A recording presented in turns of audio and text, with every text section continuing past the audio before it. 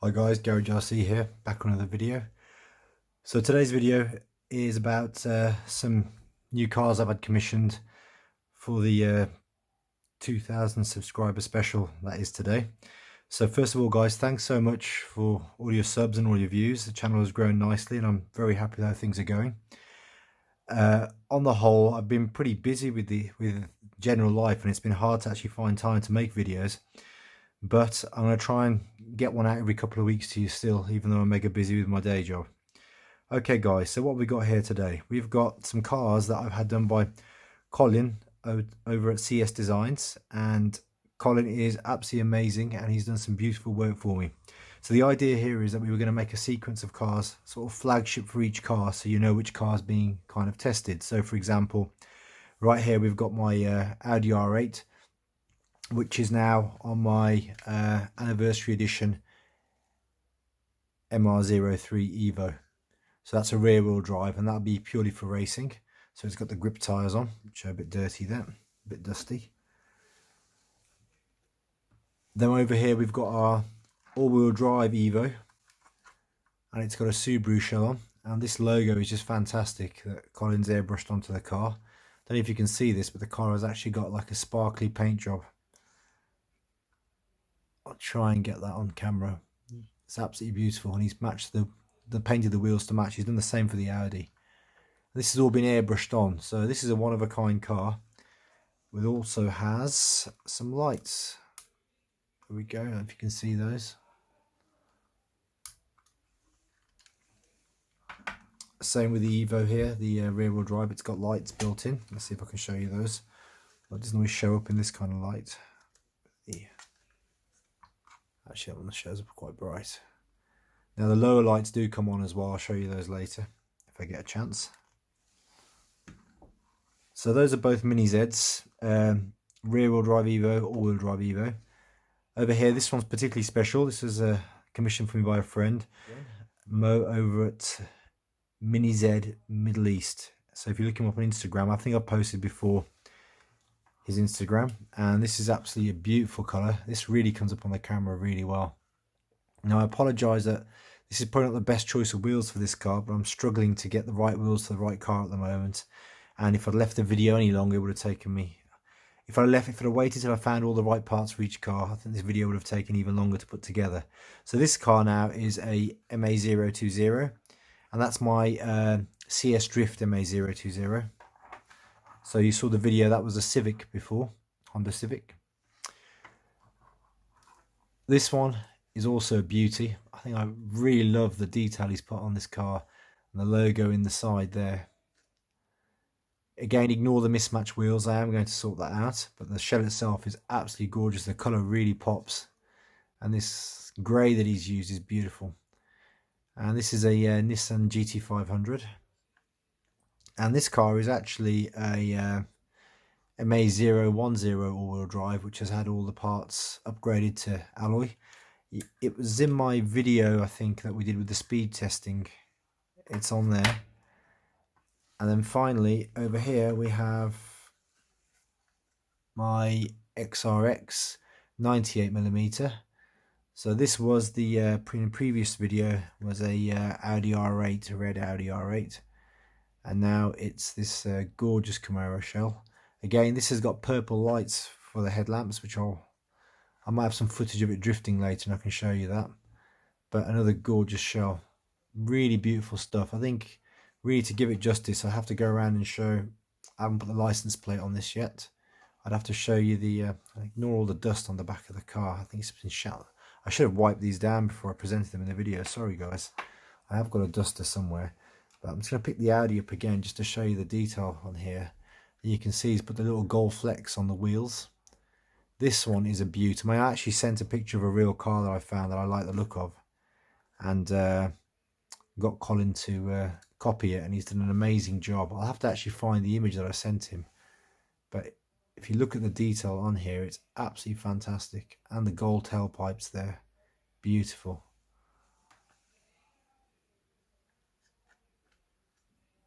Alright, I might just stop the video for a second and wipe these cars down. One moment.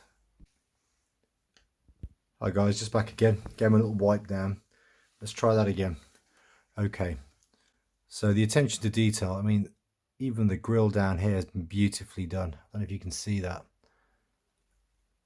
There's actually a sub grill there. He's even managed to detail that. I don't know how, but it's amazing. So just so you know which car I'm talking about, I will actually take the top off it so you can see. So this is a ma030 Evo rear wheel drive. It's very dusty. Okay, let's move that to one side. So future videos, I'm going to try and use these cars to make it easily identifiable which car I'm actually running.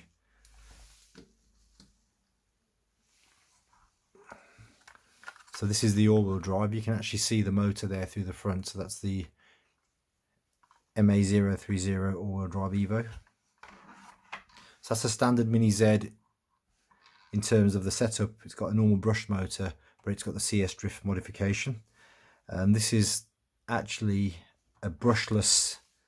Yes, I've made this brushless. This is a brushless ma010 all-wheel drive. And then obviously we've got the XRX here, which you'll recognise as the high steering angle rear wheel drive drifter. So that's what's been going on, guys. I've been getting these cars together so that we can appreciate Colin's work, which is actually truly amazing, and it gives you an idea of what you can do with the white shells. So these are all originally white bodies that have been spray painted, airbrushed, and it makes for individual racing and certainly gives your car a little bit of flair that other cars, maybe if they're just generic out the box, although gorgeous, this makes your car stand apart. So that's what I've been doing in terms of the cars.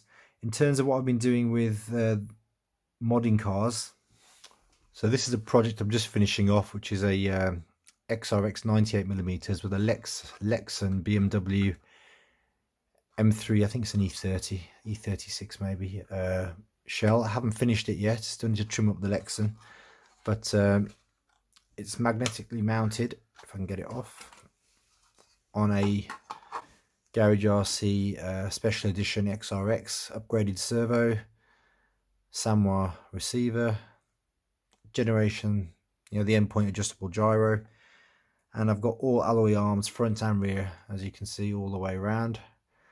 And I've mounted the gear flat on this piece of very thick plastic, and we've got magnetic mounts. So that's a little one that I've been working on, which I may get some footage of it drifting later when I'm finishing my testing on it. And you can hear those magnets are pretty solid. Okay, what do I think of the Lexan body? It's not bad. I mean, for what it costs, I think you're better off with a regular body, but you can't find these shells really, the BMW, these old school BMW shells. I still haven't put the spoiler on this yet, so I can see the appeal of it because it's an unusual shell. But given the choice, I'd probably go with a regular or even a 1/24 scale, because they are pretty nice. What other projects have I got going on? Okay, so I've got my GLA here, which this is currently set up for racing with the grip tyres. And I'm in the process of changing the setup on this. What I want to do is change the base plate back to the original brass plate. I don't know if you guys remember that when I first got it, although this isn't the same car, this is another one. But put the brass plate on and see how that affects the racing, because a lot of people say the car's more stable with the brass plate, and I'd like to see that for myself. So I'm going to change it. So one of the things I'll have to do, and this will be a video coming up later on this. Okay, just in the process of dismantling this. So what I'm going to be doing is transferring everything across onto the brass, heavier black brass plate, base plate. I'm gonna have to cut that bit out and start again. The brass base plate, which is wider, and then onto that I'm going to use magnetic mounts for the body shell. So I'll probably use a different body shell and make it so that I can mount it magnetically. And one of the reasons I'm doing that is I broke a body shell the other day when I was taking it off. I don't know if you guys remember my gorgeous shell that I made. with the flared wheel arches? Well, because when you're taking these shells on and off, you have to stretch them. You can see what's happening there. The cracks are starting to form where the wheel arches were added on. And it doesn't matter how well you glue those on, because these are made of a different material. They're made of it's almost like a plaster, like a clay. When you open the shell up, it's stretching the join. And what happened was one of the wheel arches fell off, and I'm pretty gutted. Now I can glue it all back together, but yeah, and we lost one there as well. So yes, bit of a disaster there. A bit upset about that. I love this shell. This was my 90mm drift shell that I'd made. So it's more than likely I'll have to go back to the drawing board with that. But that's why I'm going to be trying to put magnetic mounts on certain cars, especially to stop that problem with the body shells. To be fair, I've not had it with regular Mini Z shells. I think they're designed to be stretched, but still it puts excess strain on the body. So I'll be looking to convert a lot of my cars to magnetic mounts. So guys, one of the other things I've been doing, I've been a little bit busy, and I've built myself an XV01. You have to bear with me now, we're in my garage. And this has been a project I've been working on. Excuse the shaky camera work in here. So I am looking to do some videos on these cars. I've got a bunch of hop-ups to install for this car as well. It's a bit of a mess because it's been running in the mud. So this beast here,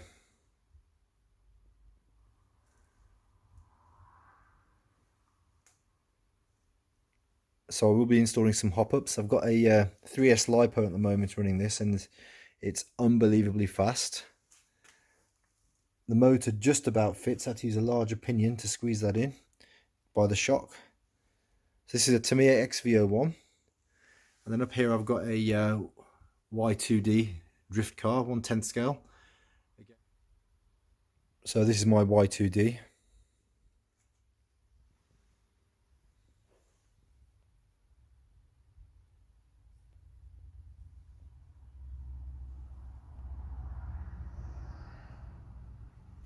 I've also got a TT02 that I'm working on to upgrade into a rally car to compete with the XV01. And there's another YouTube channel that I watch, I think it's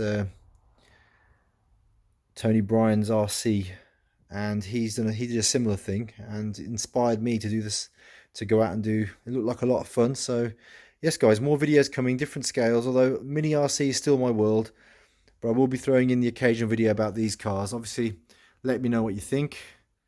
So one of the other things you guys have been asking about, I think mentioned before that I would do a video on how I made my Mazda Demio, which is white when it comes as a standard shell, pearl white, how I made it sort of look a bit more street and gave it a bit of colour.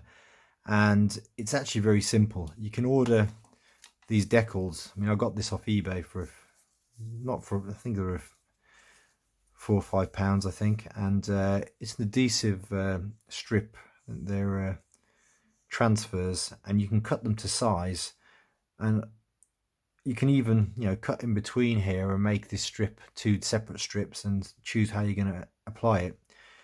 To make it stick, it's a good idea to make sure the car surface is clean. So either use some kind of, you know, plastic polishing friendly, like a something you'd clean your glasses with almost, to make sure the surface is super clean, and then it will adhere quite nicely. And that's what I've done there, and very carefully trimmed it with a hobby knife